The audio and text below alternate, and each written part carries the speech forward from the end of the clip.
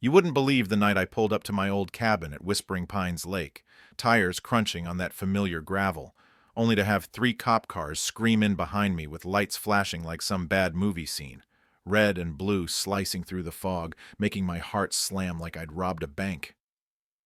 All because of her, Susan Hayes, the self-appointed queen of our Lakeside Community Association, peeking from behind that ridiculous LCA sign with her phone in hand, smirking like she'd caught me red-handed.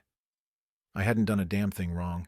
This was my place, my escape, bought with my late husband Tom's sweat and savings 15 years back, where we'd grilled burgers under pink sunsets and taught our son Michael to skip stones across the water.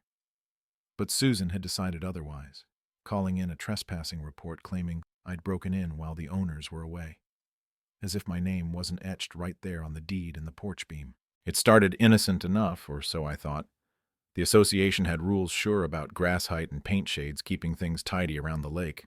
But Susan ran it like her personal fiefdom, fining folks for a leaf out of place or a fence too bold.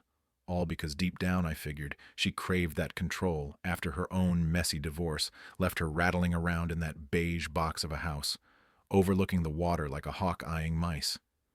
I'd been down in Florida soaking up sun for a few weeks, told the board I'd be gone a month, but cut it short when homesickness hit. Pulled up early, unlocked my door, and bam, sirens. "Ma'am, we gotta confirm ownership," the officer said, radio crackling as I pointed to the carved name, Anna Reynolds, right there in Tom's handwriting from our DIY days, and watched Susan slink away into the bushes like a kid dodging chores. Why hide? What was she scared of? Relief hit when dispatch confirmed it was mine. Cops apologized and left, but that knot in my gut said this wasn't over. Next morning, bright pink violation slip on my mailbox screaming unauthorized occupancy. Her petty revenge for, what, existing? I stormed over, waving it like a flag. "You called the cops on me in my own home. You know damn well I own this." She lowered her sunglasses, cool as ice. "Prove it, Anna. Some things aren't what they seem." And with that cryptic jab, she sauntered off, leaving me fuming, wondering if her grip on the board stemmed from some old grudge. Maybe jealousy over how Tom and I had built a real life here while her world crumbled. That night, shadows danced outside, flashlights bobbing by the dock, three figures creeping like thieves in the fog.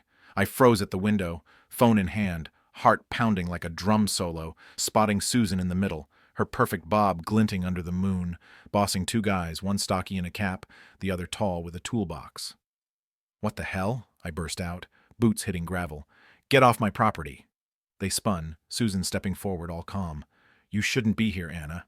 "Me? This is my dock." Tom hammered every plank himself. She sighed like I was the crazy one.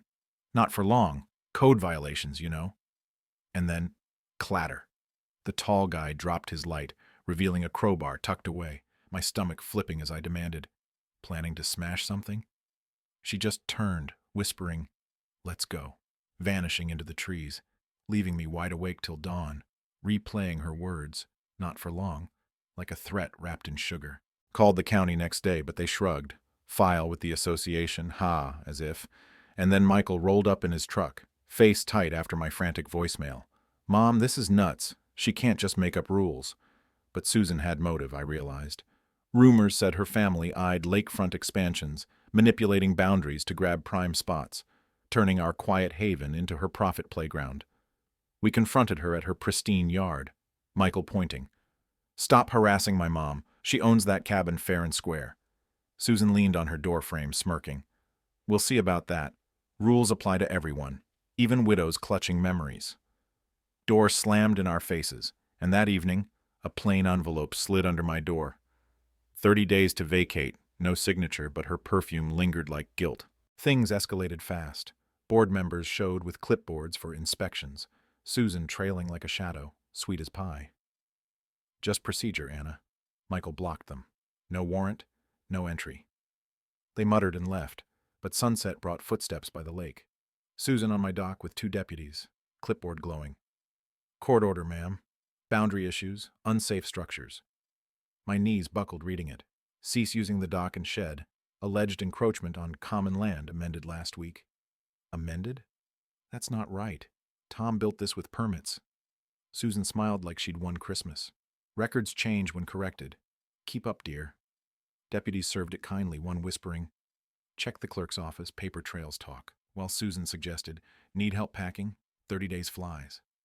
I didn't sleep, snapping photos of every stake, every board, till Michael's text buzzed. "On my way. We fight this." At the clerk's, Miss Patel pulled records, frowning. "This amendment's got a forged signature. Looks like yours, but sloppy. Filed by Ryan Hayes, Susan's nephew at that surveying firm." Motive clicked. Susan's power grab, forging to steal shoreline control. Maybe to sell access fees or build her dream condo empire, resenting how my lot anchored the original rights. "Flag it," Miss Patel said, eyes sharp. "Get a lawyer. People like her hope you fold." Hope flickered, but Susan pushed harder. County truck rolled in with a barge for dock removal. But Miss Patel's hold stopped them cold, red tag flapping like a joke. Susan appeared, beige sweater blending with nothing real. "Shame when things have to go." "Not going anywhere," I snapped. That night, camera pinged, 3 men on the dock, pry bar screaming wood. Michael charged out. "Get off!" I dialed 911 calm as steel. Deputies Ramirez and Lewis arrived, lights blazing, cuffing threats hovering. "Contractors," one mumbled. "Independent, huh?" Ramirez snorted, spotting Susan in shadows. She melted away, fear cracking her mask. Then utilities cut, lights out, fridge silent. HOA flagged non-payment, her retaliation for digging. "Safe?" Michael yelled at her lurking form. "Cutting power on a widow at night?" She shrugged. "Compliance, dear. Clock's ticking." Cold lanterns flickered as we paced, but Jenna, Michael's lawyer pal, filed motions, power humming back by dawn under a restraining order. Threats piled. Spray paint. "Get out now. Gas can spill on the dock. Arson stinks sharp."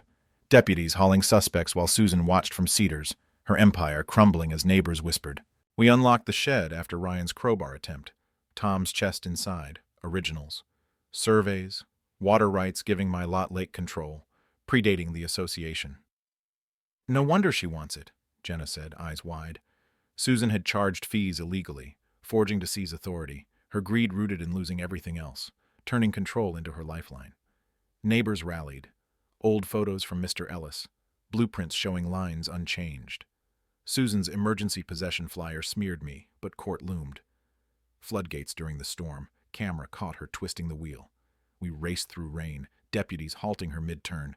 "Safety," she shouted, desperate. "Flooding me out?" I yelled. Ramirez locked it. "Not tonight. Felony territory." Cornered, her facade shattered, rain streaking like tears she wouldn't shed. Courtroom buzzed. Susan pristine, but Jenna laid it bare. Forgeries, threats, arson bids, water rights originals. Neighbors testified harassment years deep, Susan's lawyer wilting under the judge's glare. No evidence? Bang, gavel down. Fraudulent plat void, harassment to sheriff, rights to Anna. Gasps, Susan pale, storming out. But her text buzzed. Not finished. That night, camera pinged. Susan alone with gas can. Michael shouted, deputies cuffing her. "You won?" she spat. "People like you ruin order." Charges stuck. Arson, fraud. Board crumbled. Association dissolved. Her nephew fled. Neighbors rebuilt the dock, carving Tom's name, cookout laughter echoing like victory. Lake quiet now, but whispers linger. Did greed alone drive her, or deeper wounds? Months on, new folks arrive, vowing community over control, yet I wonder if shadows like hers ever fully fade. What do you think? Was justice served? Or does power corrupt even the well-meaning? Drop a comment below. Share your HOA horror stories or thoughts on neighborhood tyrants. Hit like if you fought back. Subscribe for more real-life tales that hit home. Let's chat. Your take could spark the next story.